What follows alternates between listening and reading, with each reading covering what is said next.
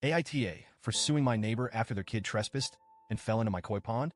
Let me start with why this situation hits me so hard. When I was a kid, my grandfather and I used to visit this botanical garden near his house.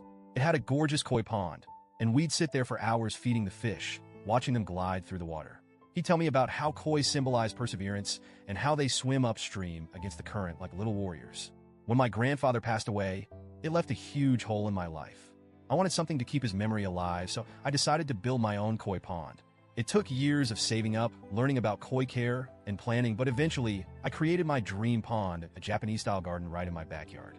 The pond has it all: a beautiful bridge, flowing waterfalls, and plants that complement the tranquil vibe. The koi themselves are stunning: bright orange, shimmering white, deep black. Some of them were imported directly from Japan and cost more than my car. Maintaining the ecosystem is no small task, but it's worth every penny and every second of my time. About 6 months ago, my life took a turn when Karen moved in next door. I know the name is overused, but she fits the stereotype perfectly. Karen is the kind of neighbor who thinks the world revolves around her. She's loud, entitled, and always has an opinion on things that don't concern her. With her came her son, Timmy, 8M.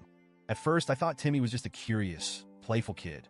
He'd occasionally wave at me through the fence while I worked on my garden. I didn't think much of it until the day I caught him standing on the bridge over my pond, throwing rocks into the water.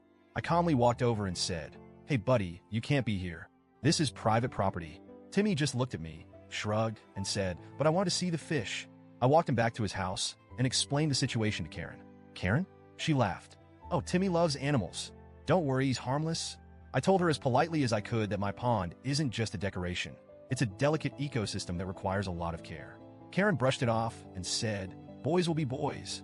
Over the next few months, this became a recurring issue. Timmy would climb over my fence, run around my yard, and try to interact with the pond. Once, I caught him dumping cereal into the water because he thought the koi would eat it. Another time, he tried to pet one of the fish by reaching into the pond. Each time, I went to Karen. Each time, she dismissed it. "He's just a kid. Relax, he's not hurting anyone," she'd say. I installed no trespassing signs on every side of my fence and locked my gates. I even set up security cameras because I was worried about what might happen if Timmy kept sneaking in. I told Karen in no uncertain terms that if it happened again, I'd have no choice but to involve the authorities. She rolled her eyes and said, "You're being dramatic. Last week, I had to run errands, so I wasn't home for a few hours. While I was out, Timmy decided it was a great idea to climb my 6-foot fence again. According to Karen, he wanted to feed the fish. This time, things went horribly wrong. Timmy slipped and fell into the pond, knocking over rocks, plants, and parts of the filtration system in the process. The fall stirred up debris, and the filtration system clogged, causing the water to turn murky. When I got home, Karen was waiting on my porch, furious. Timmy was sitting next to her, crying with a few scrapes on his knees. Karen started yelling at me the moment I stepped out of my car. "How could you let this happen? My son could have been seriously hurt." I was stunned. "Karen, your son wasn't supposed to be in my yard. I've told you a dozen times to keep him out." She shot back, "Well, you should have made your pond safer. What kind of person has a dangerous setup like this with kids around?" I couldn't believe what I was hearing. My private backyard, with its locked fence and clear signs, was suddenly my fault? When I went to check on the pond, my heart broke.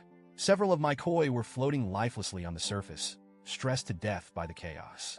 Plants I'd spent years cultivating were uprooted, and the filtration system, a critical part of the pond, was beyond repair. I tried explaining to Karen just how much damage her son had caused, but she wouldn't hear it. Instead, she demanded I pay for Timmy's medical bills, which, by the way, were for nothing more than a couple of Band-Aids. I refused. That's when Karen flipped the script. She started bad-mouthing me to the entire neighborhood, calling me heartless and accusing me of endangering children. Suddenly, I was the villain for wanting to protect something I'd poured my heart and soul into. After thinking it over, I decided enough was enough. I filed a lawsuit against Karen to cover the damages. Over $5,000 for the koi, the filtration system, and the restoration of the pond. Of course, Karen didn't take this well. She's been going around the neighborhood telling anyone who'll listen that I'm suing her because her son had an accident. She conveniently leaves out the part where Timmy trespassed multiple times despite repeated warnings. Some neighbors have sided with her, saying, "He's just a kid." Others agree that Karen needs to take responsibility. My friends are split too. Some think I'm being too harsh, while others believe this is the only way Karen will learn to parent her child. For me, this isn't just about the money. It's about principle. My koi pond isn't just a hobby. It's a deeply personal project that represents years of hard work and a connection to my late grandfather.